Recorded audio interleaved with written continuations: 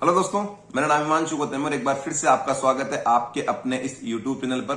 दोस्तों, तीन बहुत जरूरी बातें करने वाला हूं। सबसे पहला, सीजल 2023 मेंस के ऊपर। ठीक है, सबसे पहली बात तो है कि हम उसकी तैयारी करें या नहीं करें। ठीक है, हमारा स्कोर बहुत कम है, हमें तैयारी करनी भी चाहिए कि नहीं करनी चाहिए। दूसरा, कि मॉक टेस्ट का कितना ज्यादा रोल होता है किसी के सिलेक्शन में। और तीसरा, कि हमें किसी भी टीचर का मेंस का course, math, reasoning, English, GK, किसी का भी इंग्लिश मतलब मेंस का कोर्स खरीदने की हमें नीड है या नहीं है। ठीक है, सबसे पहली बात कि हम तैयारी करें नहीं करें। देखो, मेरी सलाह ये बात आपको समझनी पड़ेगी कि आपका स्कोर चाहे से 80 नंबर आ रहा हो, चाहे 90 नंबर आ रहा हो, चाहे 100 नंबर आ रहा हो, चाहे 110 नंबर आ रहा हो। ठीक है, आपको मेंस की तैयारी करनी है। अगर आपने सीजल 2023 का फॉर्म फिल किया था और आप मान लो आपका प्री क्लियर हो जाता है, ठीक है, तो आप मेंस देते और मेंस में आप किसी कारण से बाहर हो जाते तो आप सीजल 2024 देते नहीं देते?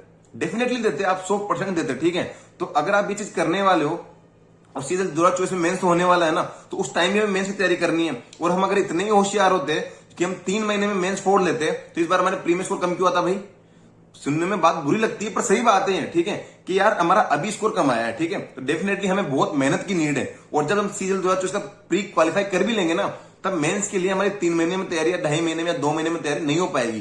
तो क्यों ना हम अभी से ही मेंस लेवल की तैयारी करें। और तैयारी कैसे होगी? आप तो जो आपके साथी लोग जिनके 160 स्कोर है, 150 स्कोर, जो और दुनिया, अगर आपका 100 अभी 90 स्कोर आया मान लो, ठीक है, पर आपका जिस अगर 150 स्कोर आता और जिस तरीके से आप तैयारी करते हैं उसी तरीके से अभी तैयारी करो आप बैठ के। जब आपका मेंस का पेपर हो जाएगा सितंबर में, अक्टूबर में, और जब उसकी आंसर की जाएगी तो उन क्वेश्चंस को स्टॉप वॉच लगाकर अब खुद सोल्व करो कि यार अगर मैं क्वालिफाई होता, अगर मैं मेंस का पेपर देता, ठीक है, तो मेरा इतना स्कोर आता। वहां से आपका कॉन्फिडेंस बूस्ट होएगा। ठीक है, और ये कॉन्फिडेंस जो बढ़ेगा आपका, ये सीजीएल 2024 के प्री में, मेंस में या कोई और एग्जाम में बहुत अच्छी तरह काम आएगा। ठीक है, तो इस चीज को समझो, बार बार इस चीज में अब कंफ्यूजन में मत रहो आप लोग। ठीक है, कि यार हमको देना ही नहीं देना, एक बार क्लियर कर लो कि हाँ देना है, सीधी सी बात है। हमें सीजीएल 2023 का मेंस देना, चाहे हमारे 50 नंबर आए, 60 नंबर आए, प्री में 70 नंबर आए, कितने में आए, पर हमें 23 के मेंस की तैयारी करनी है। अगर हम क्वालिफाई कर दिए तो एग्जाम सेंटर पे बैठ के देंगे, अगर क्वालिफाई नहीं किया तो आंसर के आने के बाद रूम पे टेबल पे बैठ के उसको अटेम्प्ट करेंगे और देखेंगे कि हम अगर अब तैयारी करते तो हमारा कितना स्कोर रहेगा। हो सकता है कि प्री में वो दिन आपका खराब हो और मेंस के जो आप घर पे अटेम्प्ट करोगे उसमें आपका 330 स्कोर निकल जाए, आपका कॉन्फिडेंस बढ़ जाए और ये कॉन्फिडेंस दो सीजन 2024 के एग्जाम में काम आए।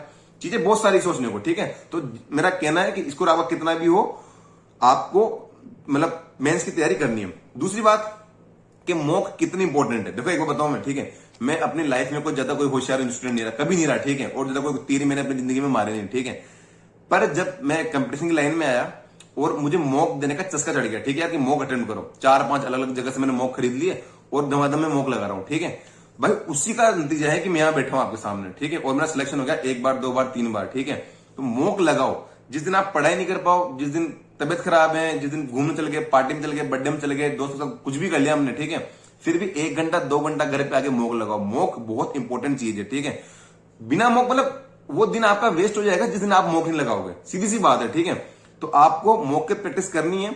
और इस तरीके से कंडीशन में क्या करता था ना, कि जब हमारे टाइम पे कोई लाइव मॉक आया वीकेंड पे, ठीक है, मैंने आज वो मॉक लगाया, मेरे नंबर कम आए, जीके मेरे 20 नंबर आए भाई साहब, और मेरे करंट अफेयर क्वेश्चन गलत हो गए क्योंकि अगस्त सितंबर की करंट अफेयर पूछी गई थी। ठीक है, तो अगले वीक जब मैं लाइव मॉक दूंगा ना, तो उन 5 दिनों में मैं क्या करूंगा ना, कि जो अगस्त सितंबर की करंट अफेयर है, जो जुलाई, अगस्त, सितंबर, अक्टूबर, उस टाइम के अकॉर्डिंग मैं 4-5 महीने की करंट अफेयर अच्छे से पढ़ दूंगा। मुझे पता है कि ये आने वाली है उसमें। ठीक है, और फिर मैं वो मॉक दूंगा, मेरे क्वेश्चन सेव हो जाएंगे, मेरा स्कोर बढ़ जाएगा और मुझे कॉन्फिडेंस मिलेगा। ठीक है, तो ये सब चीजें मुझे बहुत इंटरेस्ट था और इसी वजह से मैं मॉक अटेम्प्ट करता गया। तो मैं एक सलाह है आप लोगों को कि डेली मॉक अटेम्प्ट करते रहो। अगर आज से 65 मतलब 65 दिन के बाद अगर आपका एग्जाम है, ठीक है, अब से 65 दिन के बाद मान लो आपका एग्जाम होने वाला है मेंस का, तो 64-63 मॉक तो आपको देना ही है। डेली का एक मॉक फिक्स कर लो आप, आपको डेली एक मॉक देना ही है। प्रीवियस जो प्रैक्टिस मॉक वाले हैं, ठीक है, ये भी प्रीवियस ईयर के काफी अच्छे मॉक दे रहे हैं। प्रीवियस ईयर बेस्ड पे आपका पेपर बनाते हैं। जो सीजीएल 22 का प्री और मेंस हुआ, 21 का प्री और मेंस हुआ, 20 के प्री के शानदार पेपर हुए, ठीक है ना,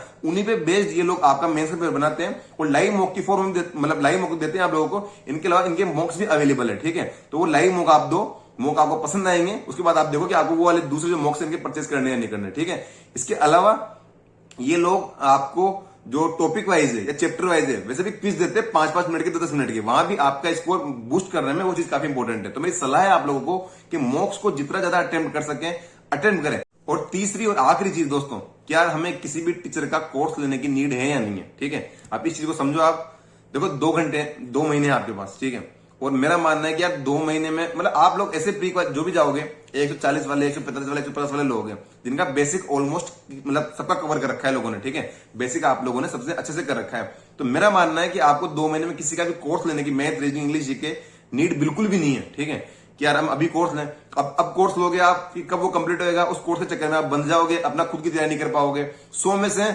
80 चीज आपको आ जाती है, मैं मैथ्स की बात करूं तो 100 में से 80 चीजें आपको अच्छी तरह से आती है, 20 चीज मान लो आपको नहीं आती, प्रोबेबिलिटी स्टैटिस्टिक्स जो भी नया ऐड हुआ है वो मान लो आपको नहीं आता, तो उसके चक्कर में जो टीचर को 2 महीने पढ़ाएगा उनको आप दोबारा देखना पड़ेगा, आपको खुद से आप रिविजन नहीं कर पाओगे। इससे अच्छा है खुद से ही पढ़ते रहो, किसी भी टीचर का ऑनलाइन कोर्स परचेज करने की मुझे लगता है कि नीड नहीं है, ठीक है। बाकी आपकी कॉल है, अगर आपको कुछ सब्जेक्ट ज्यादा ही वीक है तो आप वो चीज ट्राई कर सकते हो, ठीक है, मेरी सलाह है।